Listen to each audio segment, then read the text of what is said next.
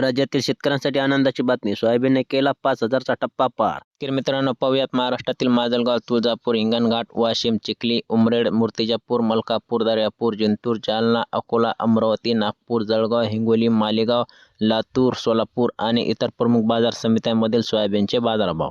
कोणत्या बाजार समितीमध्ये 5,000च्या पुढे दर मिळाला, कुठे सर्वात जास्त आवक आली याची सविस्तर माहिती आपण या व्हिडिओत पाहणार आहोत. त्यामुळे व्हिडिओ नक्की शेवटपर्यंत पहा. चॅनलवरती नवीन आणि पहिल्यांदा आला असाल तर चॅनलला नक्की सबस्क्राईब करून घ्या. चला तर मग जास्त वेळ नाही घेता लगेच सोयाबीनच्या बाजारभावाच्या माहितीला सुरुवात करूया.